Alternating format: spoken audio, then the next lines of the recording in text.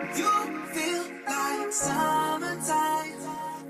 Hey classy crew, we're the Madisons. I'm from Flint, Michigan. And I'm from Dallas, Texas. And we attend Belmont University here. And you are watching Stay Classy by Jazzy. Hey!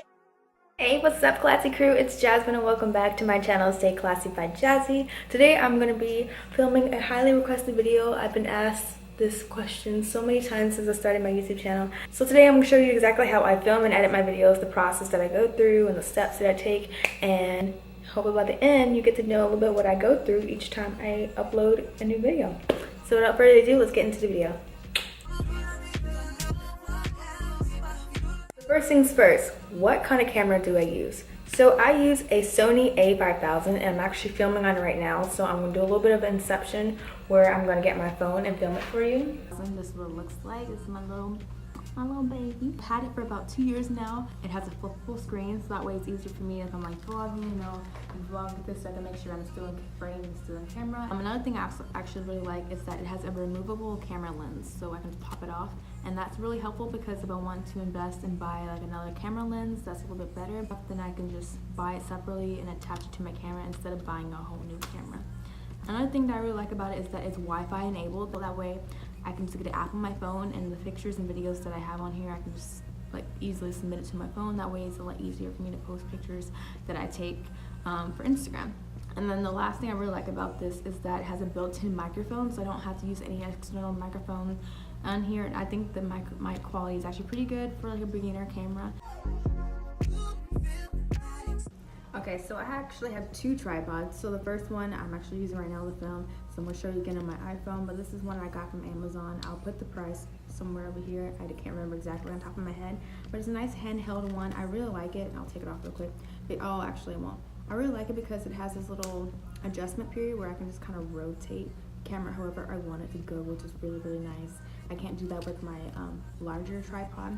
And then it has 3 legs, so it's very easy. So if I want to like sit it down on a table for some reason to vlog or take a video, then it's a lot easier to do. And I can just put it in my backpack, which is a blessing. It's a blessing because it's portable, it's easy, it's not even heavy, and it makes vlogging a whole lot easier. Okay, hold on. We're getting there. This is my other tripod. This is what I use if I want to like do a sit down video and I need like a bigger height that I can get from my handheld. What I really like about this is the fact that I have 2 things. This is it's movable, so I can adjust and twist and turn and all that good stuff. So another thing that I like is this little a leveler or balance kind of device. I can't remember the exact name for it, but it helps me to kind of see if I put my camera on this little screw area right here at the very bottom, then it can help me determine if my camera is straight or not straight, see, which is very helpful. Alright, so next is lighting. All my videos are filmed with natural lighting, but if I have to do something like in my room that my window light can't reach, then I'll use my lamp over here for lighting. But other than that, I use natural lighting like I'm using now. The only bad side of it is that I have to work around the sun's schedule, which is kind of annoying now that daylight savings is here, and so I have less time to film throughout the day. So I try to take advantage of little pockets of free time I have in my schedule like I do now. And I only have one window in my room right here. Look how cute it is with the curtains. Where I live, like once the sun is away and it's going to the other side of the building, I don't really have much light to work with. But it's free and it will work for now, so. Alright, next is the laptop. So this is a Lenovo Yoga 710 and it's pretty lightweight. Like I really, really like it. And it's pretty small, so it fits in my backpack very well. Ready? Ready? Magic trick. Boom. I can flip it and I can use it as a tablet. Oh yeah, and the fact that it's a tablet, it's touchscreen too, which is very, very nice. And so I think it's a really great laptop for me to film on, and also a great laptop for me to do my work on for school as well. Alright, and then the last thing I do before I actually go into the actual post-production editing process is I like to make, or actually before I even film, I like to write down kind of like a rough sketch of what I want to talk about.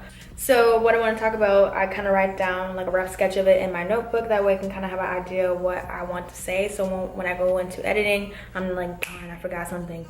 Just kind of for this video, kind of rough sketch, like, okay, talk about, you know, talk about tripods, talk about the post film or pre-film. And then for my video that I did for how to write a paper. I kind of did like a rough sketch of like each shot that I wanted. That's how I keep track of what I want to write about and to make sure that I'm on task and on track of what I want to say, because I know our time is precious and I don't want to waste your time. I want to make sure I get to the point.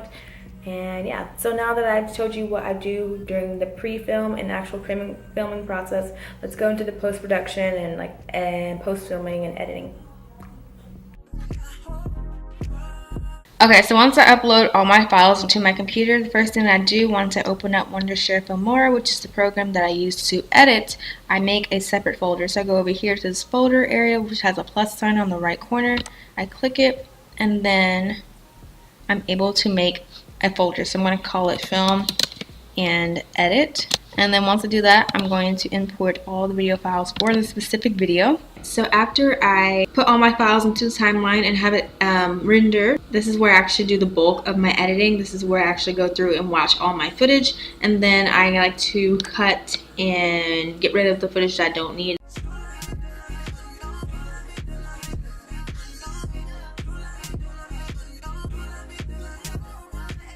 I am done cutting through and sifting through my files. So next thing I do after I do that is actually add in little details. So like for example, little text screens. For example, this is what I have. So we're talking about tripods. So boom, tripods.